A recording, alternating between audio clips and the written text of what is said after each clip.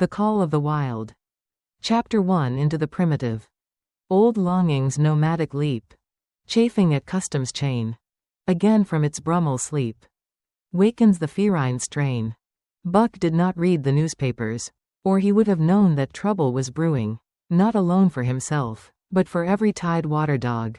Strong of muscle and with warm, long hair. From Puget Sound to San Diego. Because men, groping in the Arctic darkness, had found a yellow metal. And because steamship and transportation companies were booming the find. Thousands of men were rushing into the Northland. These men wanted dogs. And the dogs they wanted were heavy dogs. With strong muscles by which to toil. And furry coats to protect them from the frost.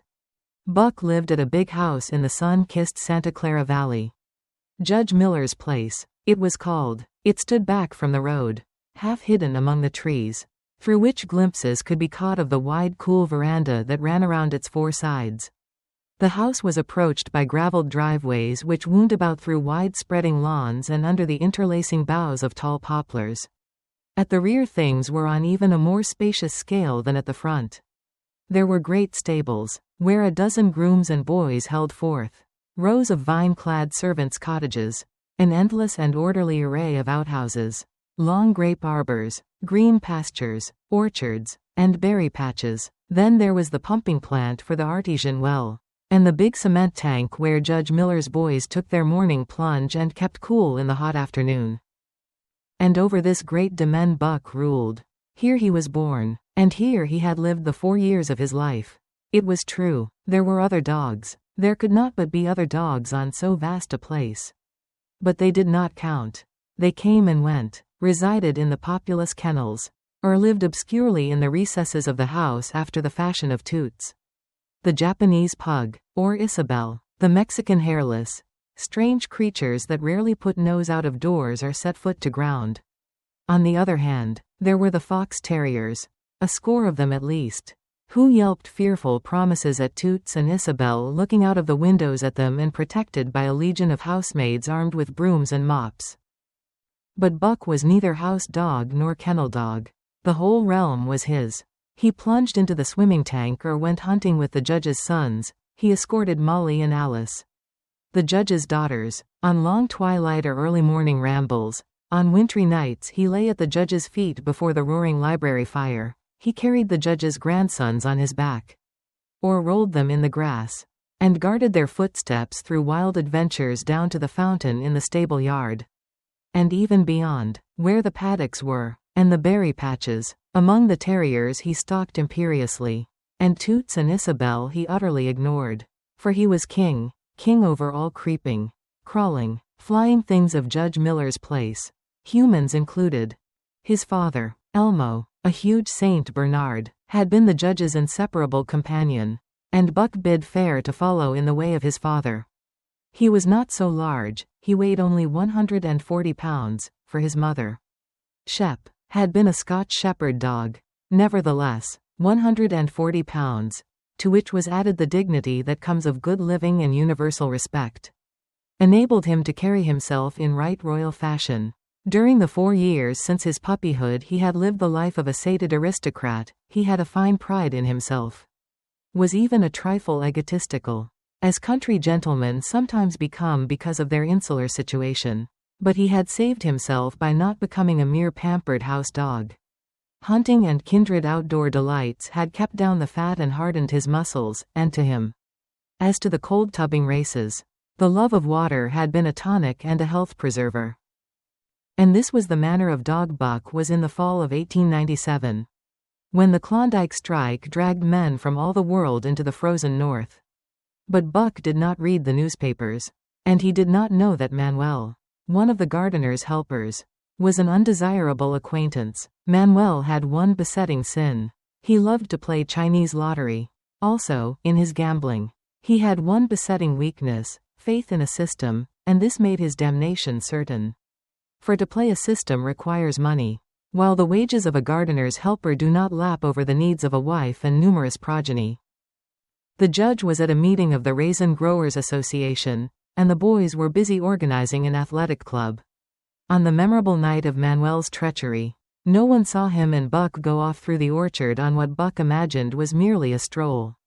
And with the exception of a solitary man, no one saw them arrive at the little flag station known as College Park. This man talked with Manuel, and money chinked between them. "You might wrap up the goods before you deliver, the stranger said gruffly. And Manuel doubled a piece of stout rope around Buck's neck under the collar.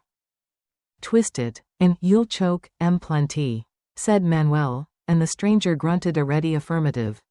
Buck had accepted the rope with quiet dignity. To be sure, it was an unwanted performance, but he had learned to trust in men he knew, and to give them credit for a wisdom that outreached his own. But when the ends of the rope were placed in the stranger's hands, he growled menacingly. He had merely intimated his displeasure, in his pride believing that to intimate was to command. But to his surprise the rope tightened around his neck, shutting off his breath. In quick rage he sprang at the man, who met him halfway, grappled him close by the throat, and with a deft twist threw him over on his back. Then the rope tightened mercilessly, while Buck struggled in a fury, his tongue lolling out of his mouth and his great chest panting futilely. Never in all his life had he been so vilely treated, and never in all his life had he been so angry. But his strength ebbed, his eyes glazed, and he knew nothing when the train was flagged and the two men threw him into the baggage car. The next he knew, he was dimly aware that his tongue was hurting and that he was being jolted along in some kind of a conveyance. The hoarse shriek of a locomotive whistling a crossing told him where he was. He had traveled too often with the judge not to know the sensation of riding in a baggage car. He opened his eyes, and into them came the unbridled anger of a kidnapped king. The man sprang for his throat, but Buck was too quick for him. His jaws closed on the hand, nor did they relax till his senses were choked out of him once more. "Yep, has fits," the man said, hiding his mangled hand from the baggageman, who had been attracted by the sounds of struggle. "I'm talkin' up for the boss to Frisco.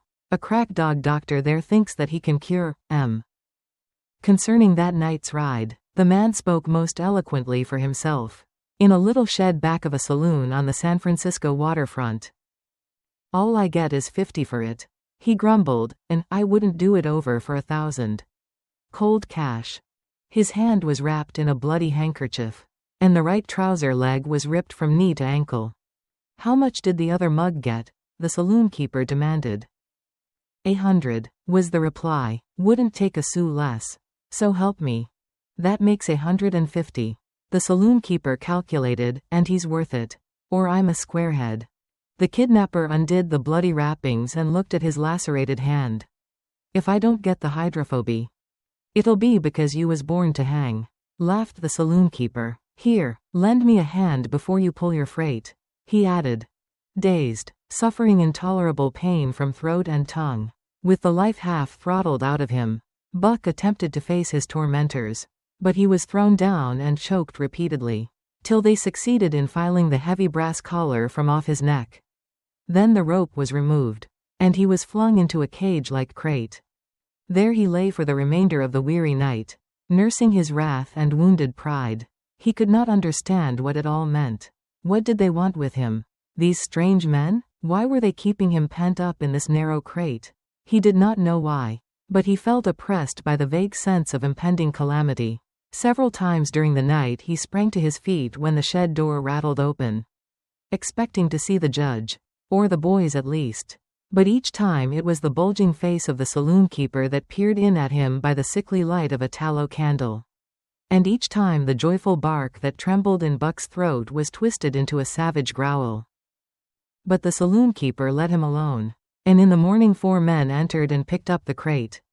More tormentors, Buck decided, for they were evil-looking creatures, ragged and unkempt, and he stormed and raged at them through the bars. They only laughed and poked sticks at him, which he promptly assailed with his teeth till he realized that that was what they wanted.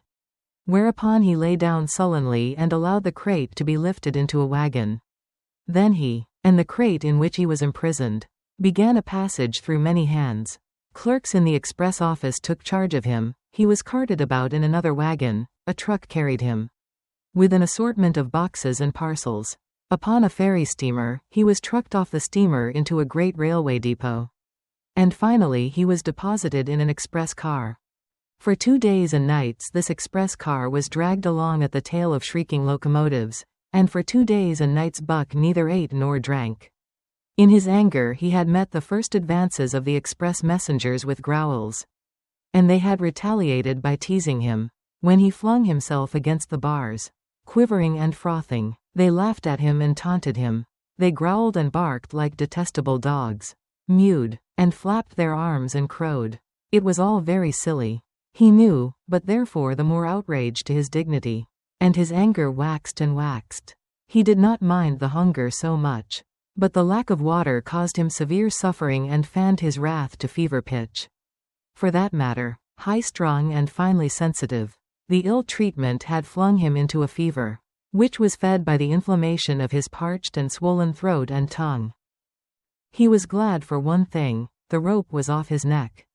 That had given them an unfair advantage, but now that it was off, he would show them. They would never get another rope around his neck.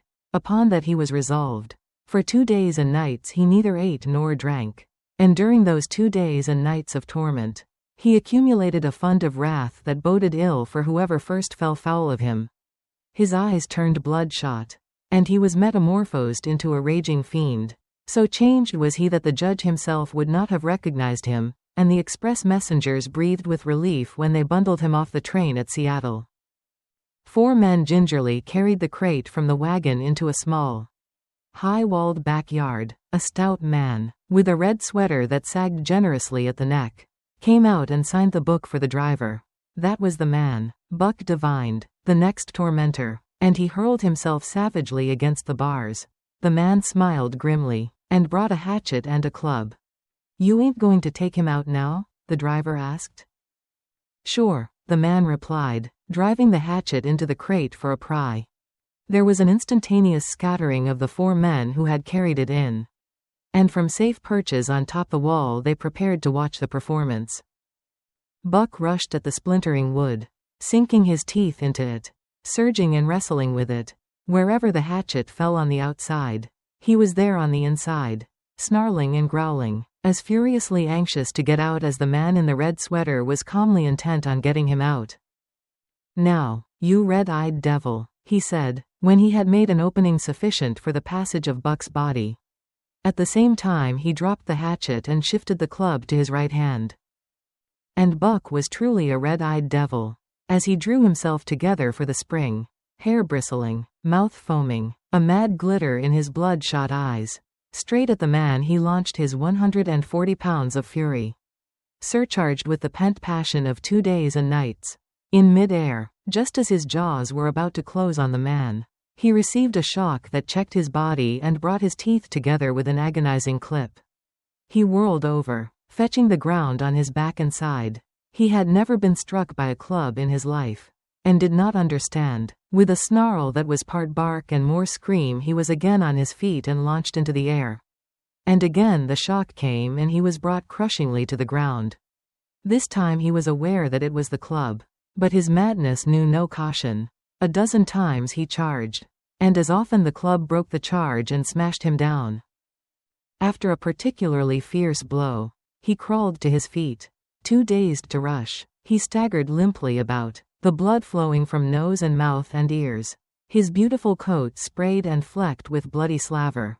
Then the man advanced and deliberately dealt him a frightful blow on the nose.